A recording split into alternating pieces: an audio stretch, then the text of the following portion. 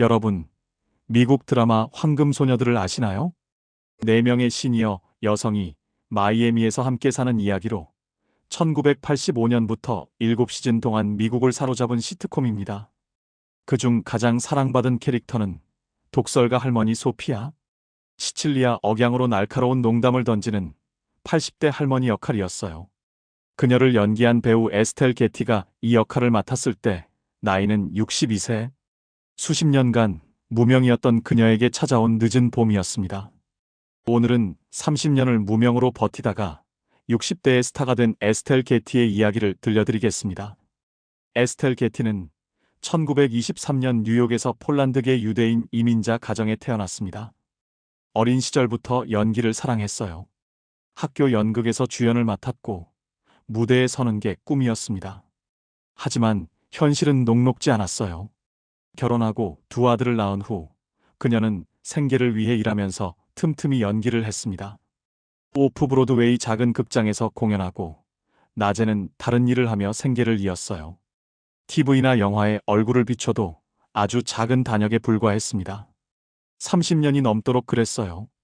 대부분의 사람이라면 포기했을 시간입니다.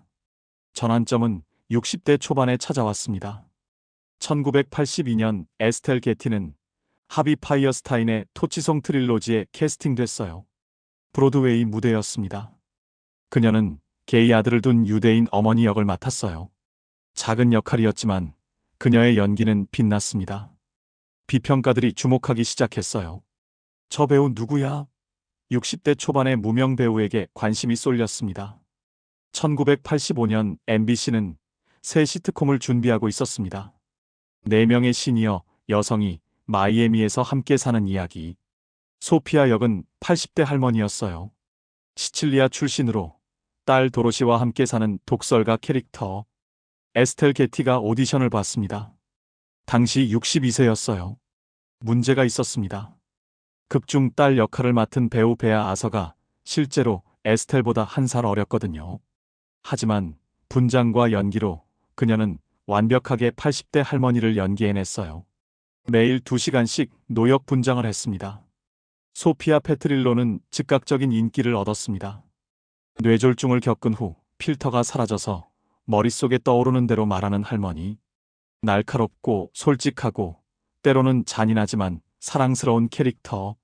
상상해봐 시칠리아. 1922년. 소피아의 대사는 유행어가 됐어요.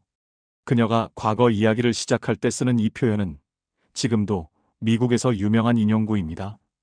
황금소녀들은 7시즌 동안 방영됐고 시청률 1위를 여러 번 기록했습니다. 에스텔 게티는 황금소녀들로 에미상을 수상했습니다. 1988년 65세 때였어요. 골든글로브상도 받았습니다. 60대 후반에 드디어 세상이 그녀를 알아본 겁니다. 그녀는 말했습니다. 오랫동안 기다렸어요. 하지만 포기하지 않았죠. 연기가 좋았으니까요. 성공하든 못하든 저는 계속 연기할 거였어요. 왜 에스텔 게티의 성공은 그토록 늦었을까요? 할리우드는 젊음을 숭배하는 곳이었습니다. 특히 여성 배우에게는 더 그랬어요. 나이든 여성을 위한 역할은 거의 없었습니다. 하지만 황금소녀들은 달랐어요. 시니어 여성이 주인공인 드라마. 그리고 그들의 이야기가 재미있고 감동적이고 의미 있다는 것을 증명했습니다. 에스텔 게티는 그 역할을 위해 60년을 준비한 셈이었어요. 에스텔 게티는 2008년 84세로 세상을 떠났습니다. 루이소체 치매였어요. 하지만 소피아 캐릭터는 여전히 사랑받고 있습니다. 황금소녀들은 지금도 재방송되고 새로운 세대의 팬들을 만들고 있어요. 그녀의 인생이 우리에게 말하는 것은 이것입니다. 성공에는 정해진 시간표가 없습니다. 30년을 무명으로 살아도 60대에 브로드웨이에 설 수 있습니다. 70대에 에미상을 받을 수 있습니다. 중요한 건 좋아하는 일을 포기하지 않는 것입니다. 당신의 황금소녀들은 아직 오지 않았을 수도 있습니다.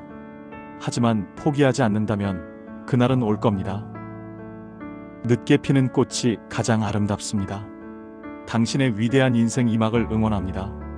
지금까지 위대한 늦각이었습니다.